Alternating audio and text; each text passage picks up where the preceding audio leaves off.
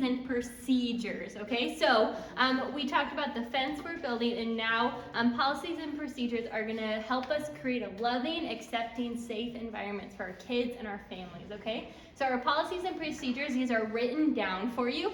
You're all gonna get a big document that's gonna be emailed to you that we are asking you all to read and to review. Some of the information in there is gonna be the same stuff we talked about, but it's good to be reminded of it. And some of it will be more specifics as well. So you guys are all gonna read it, and then you're gonna sign a document that says that I read it, and it'll be great.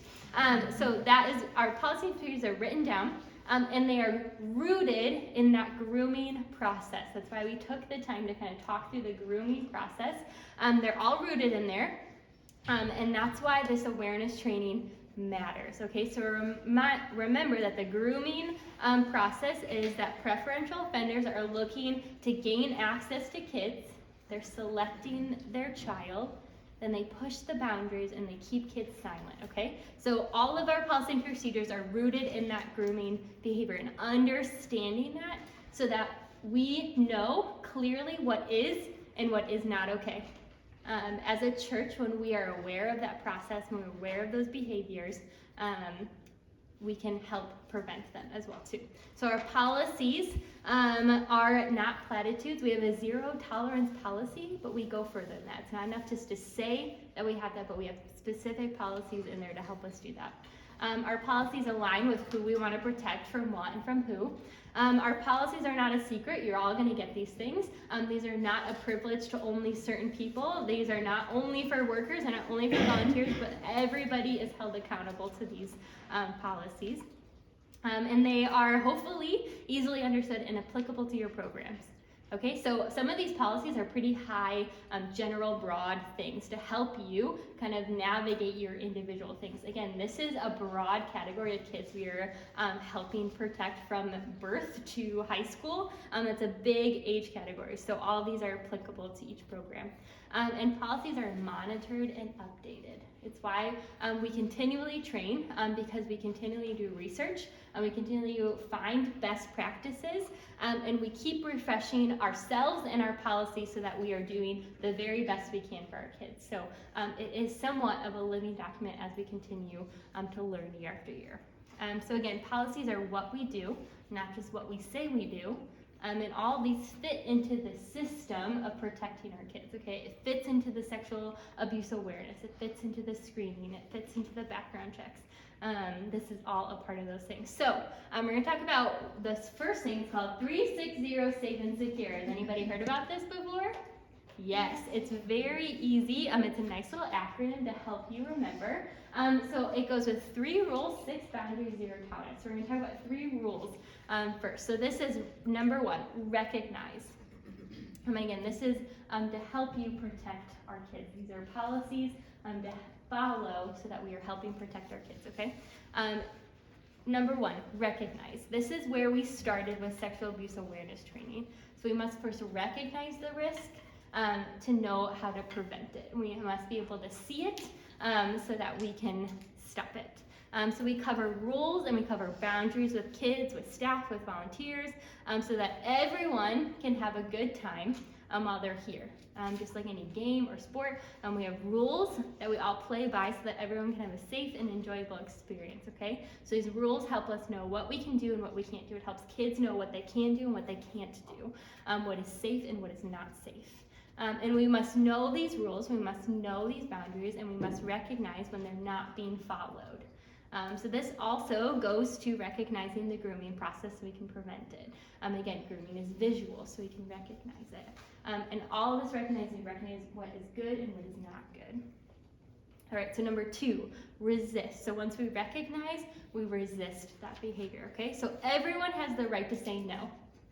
Everyone has the right to say no to something that makes them uncomfortable or goes against what they've been taught or what they've been told.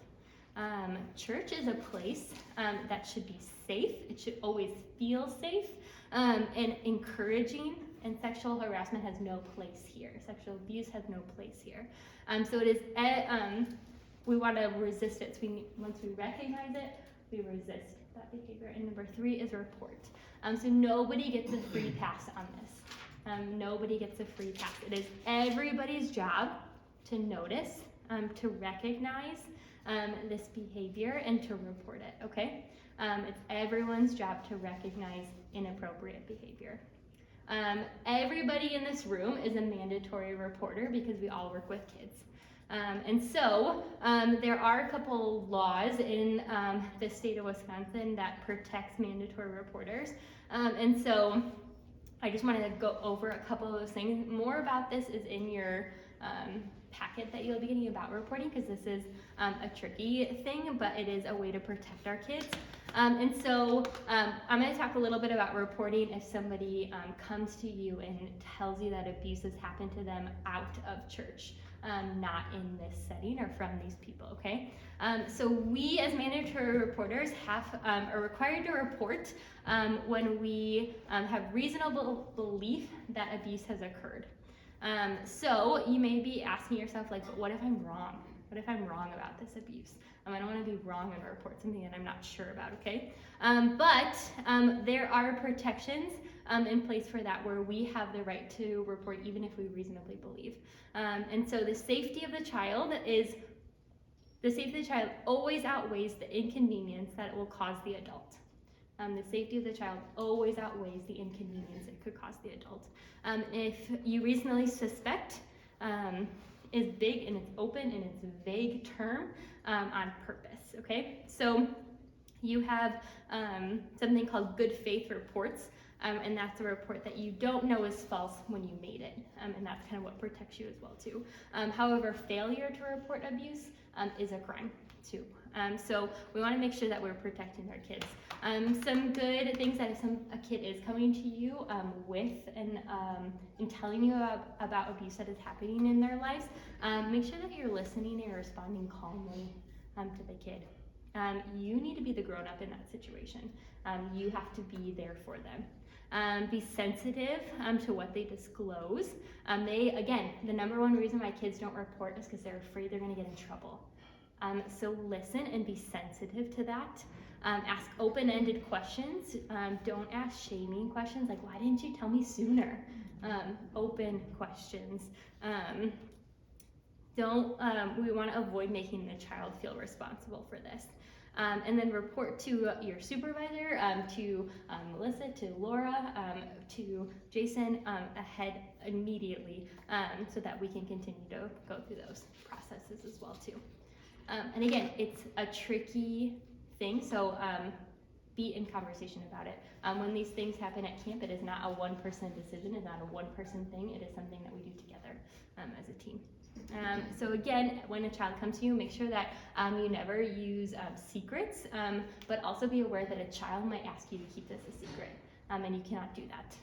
So be aware that, make sure that they know that there are some things that you cannot keep a secret, and that you need to tell other people if they disclose certain things about that, if they're getting hurt, or if they're hurting themselves, or if somebody's hurting them. So just some of those things to keep aware of. And again, we talk about what's okay and what's not okay so that we can go through that process with them as well too. If a report happens about somebody in our church community on site, there are also a list of those things. Those actions will be taken quickly, and that person will be removed, and we'll go down that policy as well. You should know that we actively prosecute against sex offenders and molesters. The Lord is gracious, but we are not in these types of situations. So know those things as well too. And we'll kind of go through those things too. If you have questions about reporting, you can come talk to me about it. For other people, there are lots of layers in there. Okay, so rules. Recognize what's okay, what's not okay. Resist what's not okay, and report what's not okay as well either. Going to six boundaries. So these 6 boundaries are helpful things to keep in mind about, again, determining what's okay and what's not okay, okay? So number 1, modesty. Keep yourself and students covered at all times. There's no exceptions there either. This may seem self-explanatory in like a Sunday school setting, but kids sometimes are weird and like to do things. So we keep our all of ourselves covered at all times. And we're never displaying body parts to one another or touching someone else's body parts. Those are just hard boundaries that we have. Number 2, one-on-ones. We talked a little bit about this. You guys are aware of it, so great job. You should never be alone with an adult. Children should never be alone with an adult where others are not present. So you should never be alone with a child where others are not present. And so this is important to keep in mind. One thing I want to also throw in here is that because peer-to-peer abuse is so high, I also recommend that kids should not be one-on-one with each other either. And sometimes it's very common for people to send like one kid and a buddy to the bathroom. I recommend that you don't send anything less than like 4 to a bathroom at a time. The most common cases of peer-to-peer abuse happen in groups of 3. So just keep some of those one-on-one things in mind as well. So nobody should ever we should not be telling kids secrets, or kids, be in mind if kids are trying to keep you from telling, keeping you from telling other people about something. We don't have secrets, we have surprises. Surprises are good things that other people will eventually know about. Secrets are bad things that nobody else will ever know about, okay? So we can have surprises at church, but we cannot have secrets at church. Does that make sense? Mm-hmm. Cool. Number 3, good touch versus hurtful touch. These are, good touch is appropriate touch that feels safe, is encouraging. This is like high fives, side hugs, arms around the shoulder, fist bumps, you all know, good touch.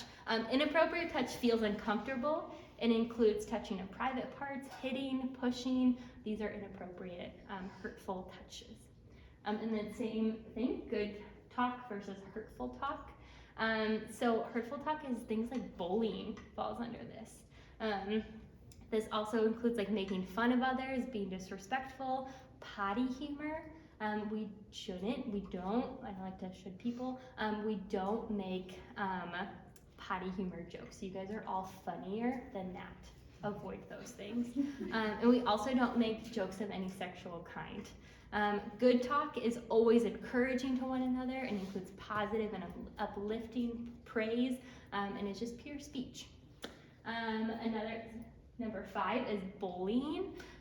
So we have a 0 tolerance for bullying, and if somebody asks, if kids are asking somebody to stop, they have to stop. So this is a big thing to also like reinforce with your kids, like no means no for things. And then the last thing is territory. So kids have a right to their own stuff and to their own space. This is big with like their backpacks if they're bringing, if you're going on a retreat, like their bunk, their luggage, their stuff is their own space. They have the right to their own kind of territory in those things. And then again, the last thing is 0 tolerance, okay? So these are some big overarching policies in that. Does anyone have any questions about this? Again, these are big overarching things that are gonna look different for like 3rd graders than it will look for like 10th graders, right? Let's start thinking about some of those things. Okay. Okay, so now we're gonna talk about 360 supervision. I know it's kind of confusing because it's the same numbers, but this is different. That one was like an acronym. This one's like degrees, okay?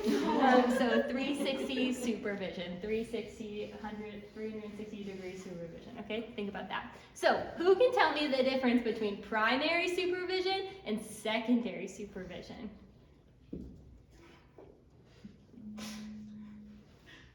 Primary is the people directly watching and like interacting with the kids, whereas secondary supervision are people maybe like in eye shot or earshot, but not necessarily the one directly in charge of watching them. Yes. Primary supervision are the people directly in care of the kids. They're the ones directly supervising what kids are doing. Secondary supervision is anybody else who's like around kids, who can generally see kids, who's in the same building as kids. Most of the time, everybody else is a secondary supervisor. So who can name a couple of times when you're like, I am the primary supervisor in this setting? This is easy. You should all know it. Shout them out. In my small group room. In your small group room. In my small group room. In your small group room, yes, correct. What else? In like the kids crew for the nursery or the, Mm-hmm, you know, a little bit older mm-hmm, mm-hmm. kids. Yeah, when you guys are doing your ministry at that time, you are the primary supervisor. When are some times you might be a secondary supervisor, or name some times when you're like aware that there are other secondary supervisors in those settings. This one's a little bit harder. Retreats. Be more specific. We were just at Coming to Harbor, Mm-hmm. and there was other youth leaders and camp stuff. That's a great one where like in that setting, you were a primary supervisor oftentimes, but I was around quite a bit, and I would say that most of the time I was a secondary supervisor for those things, where I was in the galley doing something else, but I could see my line of sight supervising who was in front of me. Sunday morning, Sunday morning, be more specific. right here, with all the people, milling about. Yeah. And they're going to kids crew and I'm not leading kids crew. Yes. Taking them to the bathroom. You're in the bathroom. We know where to the bathroom. Oftentimes, like in Sunday service, there may be kids like running back and forth. Like on Sunday, I saw who was it? Somebody was running, who was sitting up in this front one and ran to the back, right? Yeah. Anyone else see that? But Zach probably couldn't see Lucy when she ran all the way to the back, right? But those people in the back, secondary supervisors. Yes. Good. So you're getting this idea of that primary supervisor versus secondary supervisor. It's also important to recognize when that shift might occur for you.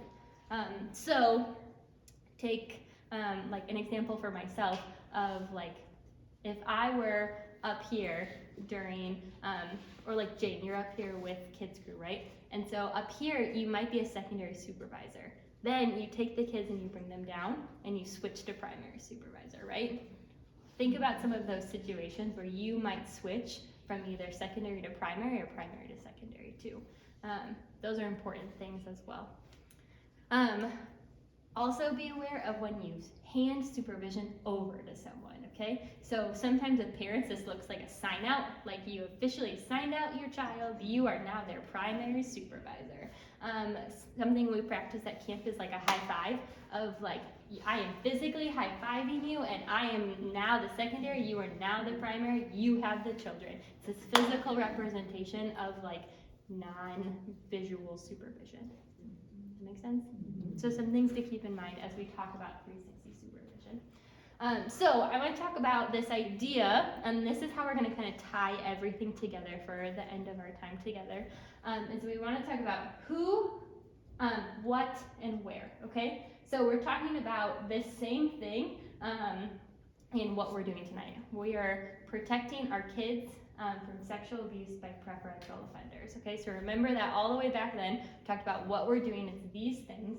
And we do that by understanding the preferential offender, and we understand their behavior so that we can do it, okay? So the same thing of this 360 supervision, how do we continue to protect our kids, is making sure that the right people are doing the right things in the right place. And it's important to make sure these three things align so that we have proper supervision. When one of these things falls out of place, we want to be aware of those things. So sometimes it's the right people doing the right thing, but like they're not in the right spot yet. Okay, so then that's good to be aware of, and how do we get that back to it, okay? I think I have one. Okay, good. So this is this idea, okay? So you can kind of see the like who little arrow, the what are they doing, and where are they at, okay? So this is where, and where they all align, what color is this? Green. Green. This means you're in the green zone. All three of these things are lined up, good to go. You are where you should be. You're doing your job well. Kids are being supervised well. We are protecting our kids. But what happens when you lose one of them, right? So you're the right people doing the right thing, but you're not in the right spot. You're out here, right? What color is this one? Hard to see. Yellow. So we call this the yellow zone. Okay, so the yellow zone, you're not in the red zone. The yellow zone is like you should be aware of these things, that something is out of line, something is missing, where you're not in the green anymore, but you're not where you should be, okay? So you change one thing, you're back in the green. However, if you have only one of those things, or none of those things, where are you at? The red zone, and we do not want to be in the red zone ever.